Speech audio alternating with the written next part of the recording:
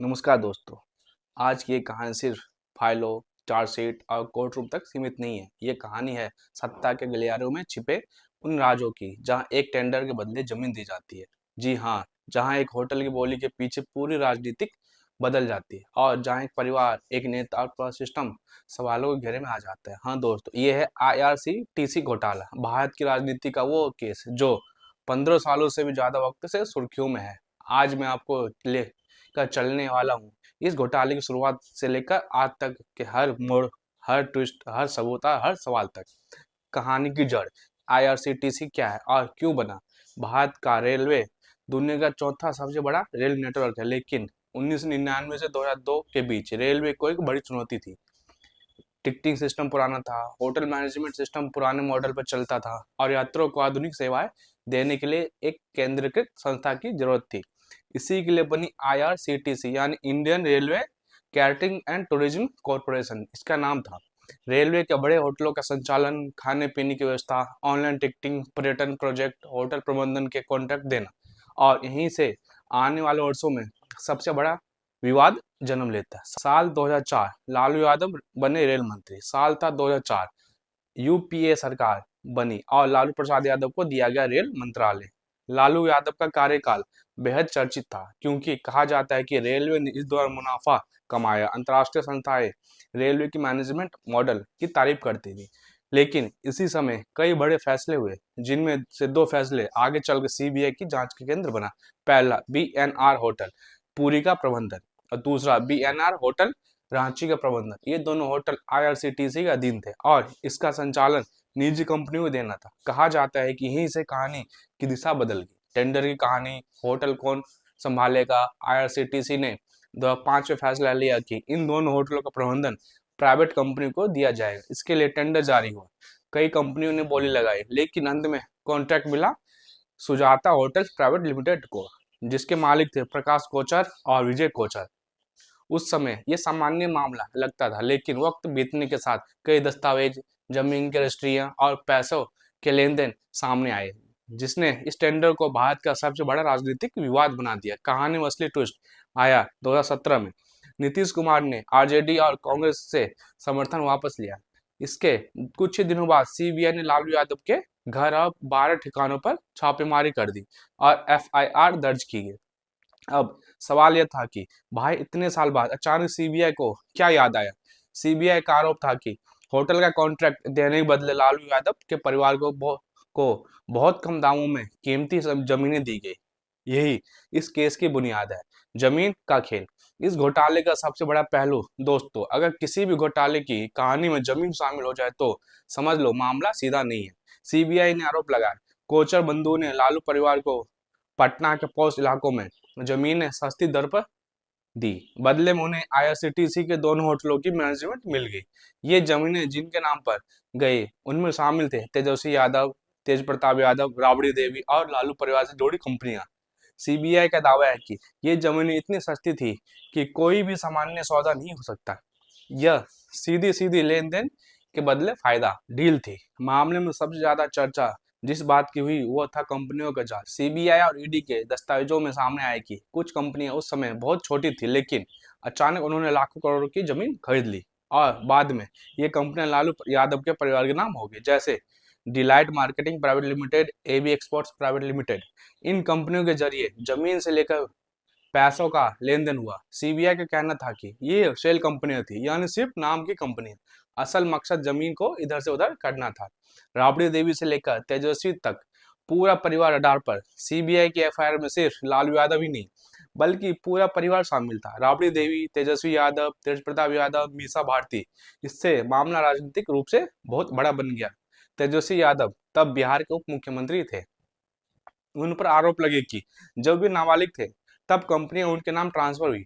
बिहार की राजनीति में भूचाल आ गया। जांच का दूसरा चरण, ED की एंट्री। CBI के बाद मामला गया ED यानी इन्फोर्समेंट डायरेक्टरेट के पास। ED ने इसे मनी लॉन्ड्रिंग केस मानते हुए जांच शुरू कर दी। ED ने आरोप लगाया जमीन को कंपनियों में बदला गया, कंपनियों के जरिए पैसा घुमाएगा। इसे सफेद दिखाने के लिए फर्जी ट्रांजैक्शन हुए। ED ने बेनामी संपत्तियों को भी जब्त किया। लालू यादव का पक्ष, ये राजनीतिक साजिश है।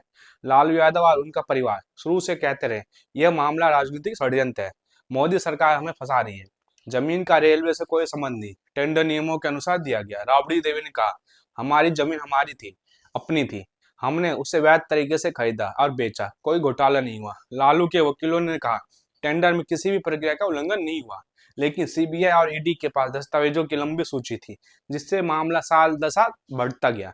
15 साल का सफर, एफआईआर से लेकर चार्जशीट तक इस मामले के 3 बड़े फेज रहे। फेज 1 टेंडर 2005 से 2006 होटलों का कॉन्ट्रैक्ट दिया गया। फेज 2 जमीन ट्रांसफर 2005 से 2010 कंपनियां बनी, जमीन बेची गई और खरीदी गई। फेज 3 जांच 2017 से 2025 एफआईआर, छापे, पूछताछ, चार्जशीट, कोर्ट केस, टेंडर की फाइलें, असली खेल कहाँ हुआ। दोस्तों, किसी भी बड़े घोटाले की जड़ फाइलों में छिपी होती है और आईआरसीटीसी घोटाले की फाइलों में वो सब लिखा है, जिसने इस केस को भारत भर में चर्चा का केंद्र बना दिया। टेंडर प्रक्रिया क्या थी? आईआरसीटीसी के नियमों के अनुसार टेंडर पूरी पारदर्शिता से होना चाहिए, सभी कंपनियों का बराबर मौका देना चाहिए, बोली खोलने का समय सबके सामने होना चाहिए, सबसे ज्यादा फायदेमंद बोली लगाने वाली कंपनी को कॉन्ट्रैक्ट मिलना चाहिए। सीबीआई का दावा है कि कई महत्वपूर्ण दस्तावेज गायब थे, कुछ संशोधित थे, कुछ हस्तलिखित सुधार किए गए थे। ये वे बिंदु थे जहां सीबीआई को शक हुआ कि टेंडर किसी को फेवर करने के लिए डिजाइन किया गया था। सुजाता होटल्स को कॉन्ट्रैक्ट कैसे मिला?